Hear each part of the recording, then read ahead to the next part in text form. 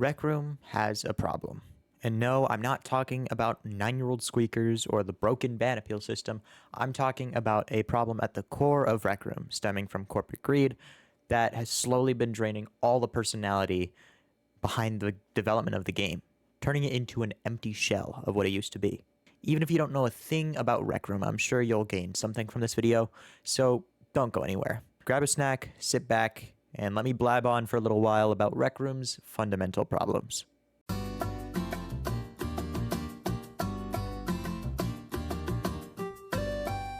So for starters, I think I should clarify, I love Rec Room. I always have and probably always will.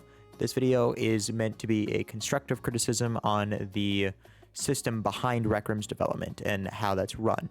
And it's in no way trying to spread hate or anger in the community. With that out of the way, let me introduce myself. My name is Brody. I have been a creator within Rec Room for about 3.5 years almost now, and I have watched the game grow a lot through that time.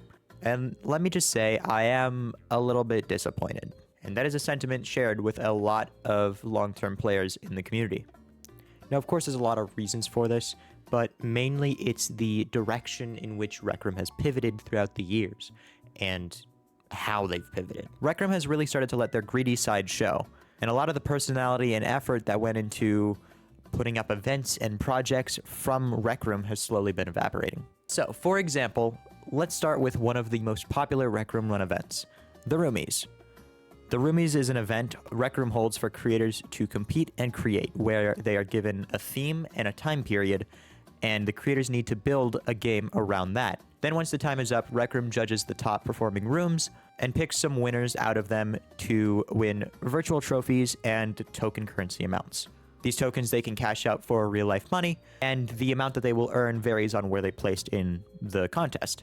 Pretty cool and all, but as of recent, this event has seen a lot of criticism for being turned lazy, low effort, and some even call it biased. All that I know about that event specifically was that a lot of people thought the event felt very rushed, and that there were a lot of high quality rooms that never even made it into the rankings, and that there were some lazy and unfinished rooms that made it even to second place. The funny thing about the ranking of the second place room, by the way, is that the co-owner of the room actually commented on a video saying that they also agree that the room didn't deserve second place, and they also acknowledged that the room was unfinished and that the room in third place fully deserved second way more than they did. And on top of that, when the Roomies first was released, they actually showcased a video of every single winning category in the Roomies room that people could watch. And in this video, Rec Room forgot to add the activity category in the room showcase. A lot of people weren't really just happy how it's someone talking over just green screen B-roll. The funny thing though inside this video is that Rec Room forgot to add the activity category inside this actual video. They missed it, but it's there now. Initially it wasn't, and it was just kind of a big facepalm for everyone in the community. How does that even happen? How do you miss like 7 rooms in one showcase? And also, they weren't even supposed to show the winners until after the stream, but they did it immediately. And it's just, the creators didn't even need to be in the room. It was just a video playing. It's like, it's mind-boggling. So, if this event that has been running for years now was this underdeveloped, then where is all of Rec Room's attention and effort actually going? Well, the Rec Room Invasion event is like 2 or 3, maybe 4 events. I think it was 3, where Rec Room tried to do lore stuff. Ooh, the fun L word. Which by the way, Rec Room does need some better lore. Like, literally not a single person I know cares about the lore at all. Brody, if no one cares about the lore, then why do they keep making invasion events in the first place? Well, I'll tell you why. It's because with these events, they release some storefronts containing some massively overpriced items, and these items are limited time, which makes people scared of not buying them because of FOMO, and so Rec Room gets a huge cash flow of people buying these items because they have fear of missing out.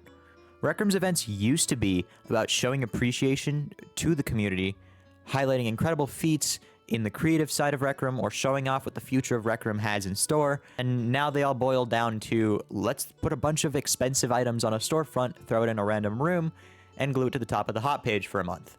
This isn't what Rec Room used to be, and it is really pissing off a lot of people, I've noticed. There is no need for Rec Room to be doing these events.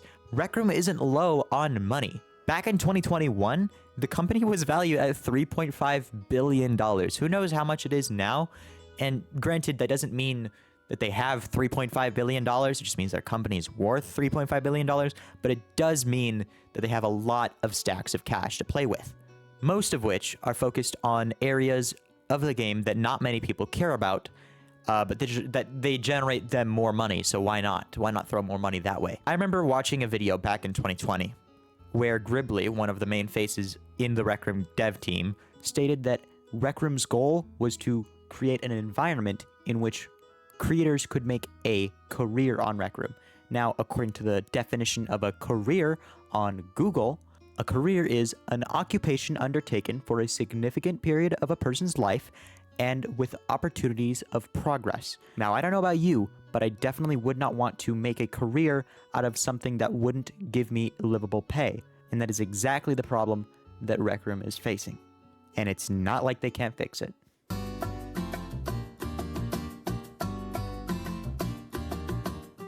So back in 2020, Rec Room said, hey, we want to allow our creators to make a career on Rec Room. That is our goal. But from what I've seen, I'm not going to lie, I think their views and goals have shifted a lot because of the insane amount of focus Rec Room runs on cash grab events and taking focus away from the player-run creative side of Rec Room. So this leads me to believe that Rec Room cares more about making money than it does about building its community. And I'm pretty sure I have more evidence to back up that claim. Creators are being royally exploited by Rec Room in any way they possibly can. And no one has been bringing light to this issue until very recently in the Ink Inc. Discord server, which the Ink Inc. Discord server is the head of community commerce in Rec Room, and is also where most creators need to be if they will make any sort of income off of this game. One of the users on that Discord server, who goes by the name Endgame, showed how Rec Room's creator cuts are absolutely preposterous. They are insane, and a total ripoff. Let me explain this to you. So the way Rec Room's economy works is that all money is earned through the in-game currency called tokens. A player in Rec Room can buy tokens, and when a creator makes something in Rec Room, they can sell that thing to the player for their tokens. Now that creator has the player's spent tokens. Cool. What do they do with them? Well, from this transaction, Rec Room will take 30% of the tokens and give the creator 70%. Once the creator earns enough tokens to meet the minimum cash out threshold of 250,000 tokens for $100, they can cash it out. So that's that, right? Rec Room takes 30% of your earnings and the creator gets 70%. That sounds pretty fair. I mean, I wouldn't be complaining. And that's what a lot of people think. But the problem is that just simply isn't true. There's a lot more we have to do if we want to actually know how much Rec Room is taking from its creators. So it starts with the initial purchase of the tokens from the player. When a player buys the tokens, there are options to buy different valued bundles. And for the sake of best case scenario for the creators, let's say every player in Rec Room is smart with their money and wants the most value out of their money. So they all buy the tokens at the highest value through 38,500, which costs $50 USD.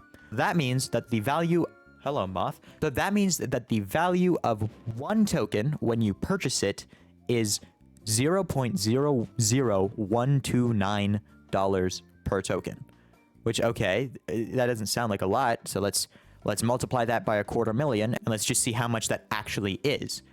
So if you earn the 250,000 tokens, the actual value of those tokens was $322.50.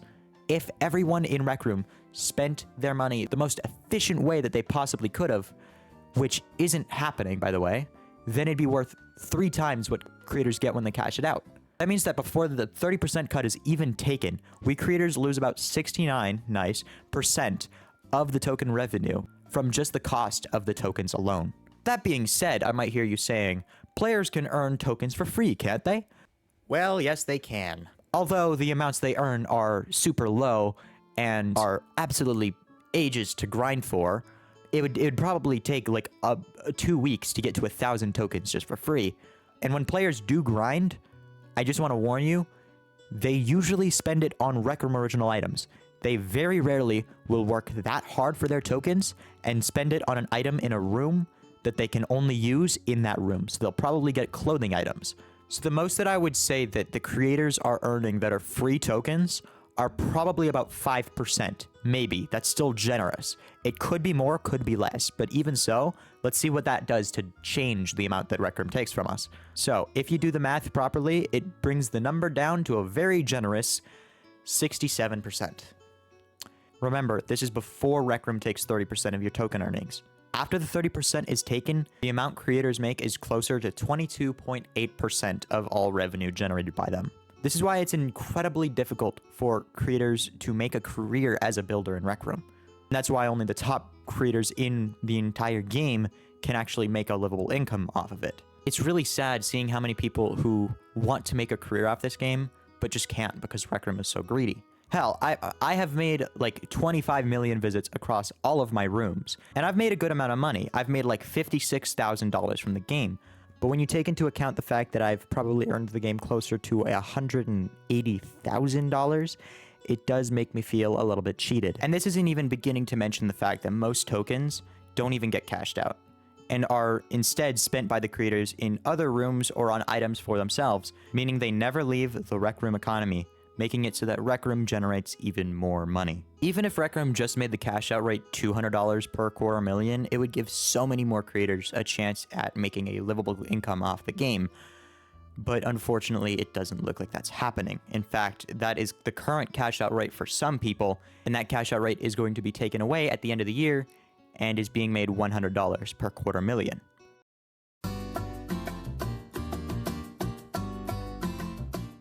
So this has been an ongoing problem for over a year now. Why hasn't anyone spoken about it? Why hasn't anyone talked about it at all? I haven't heard anyone say anything about this. Well, the issue is that nobody wants to risk anything. With Rec Room, I know I said that they don't pay their creators very well, but some creators do make a decent side hustle out of it. And if the creators who make money from this game speak up about it and Rec Room takes it the wrong way, they could just ban them and they can't make money from the game anymore, even though they've put so much effort and work into creating what they have. I think it's more of an irrational fear than an actual issue.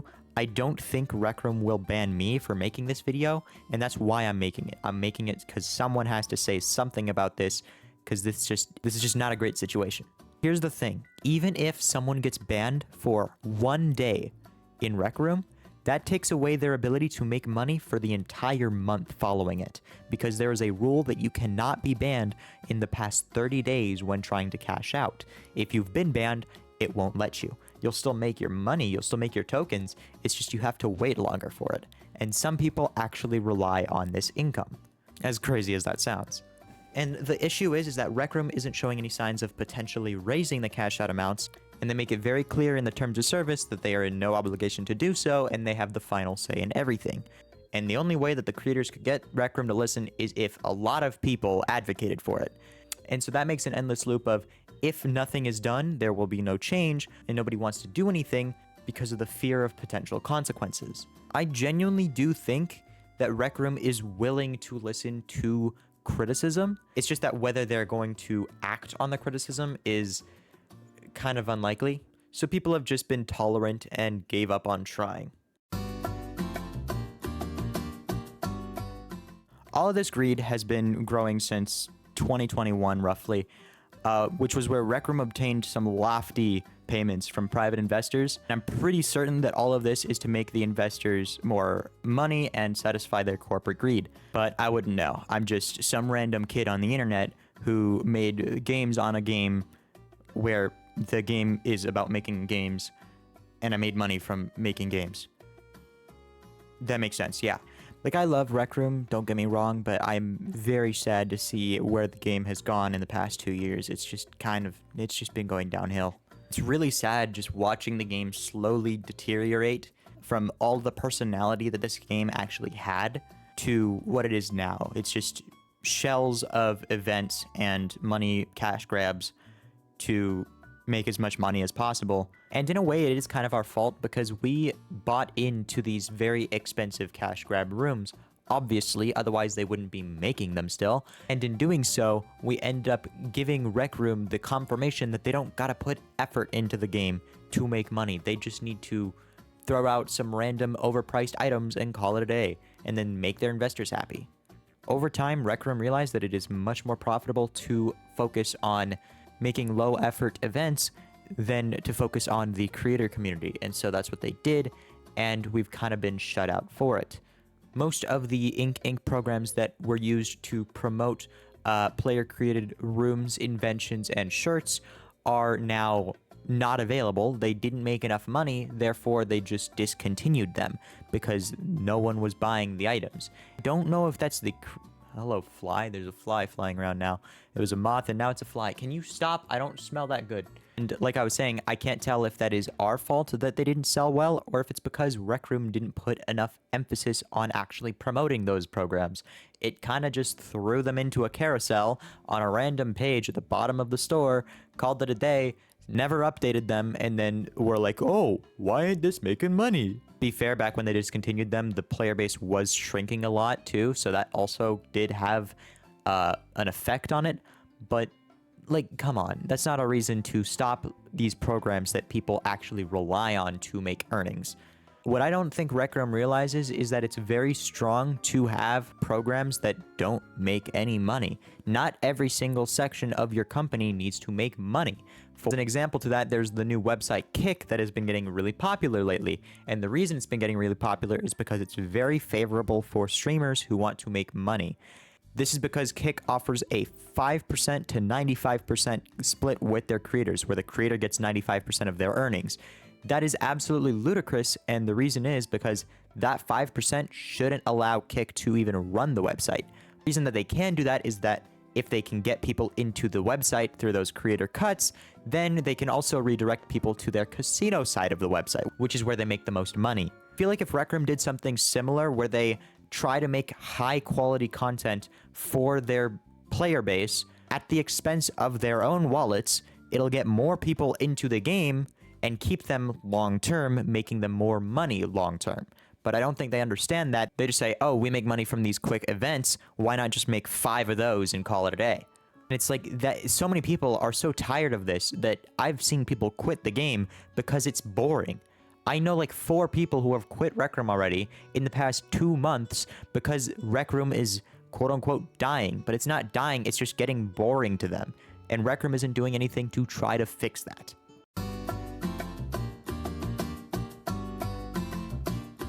So what can we do about this? Do we just roll over and do nothing? I feel like Rec Room themselves, if they wanted to fix these issues, would have to follow a couple of steps. First one, obviously, being pay your creators more fairly. For the love of God, the fucking 77% cut is insane. And the second step is trying to actually put effort into the stuff that you make for your players.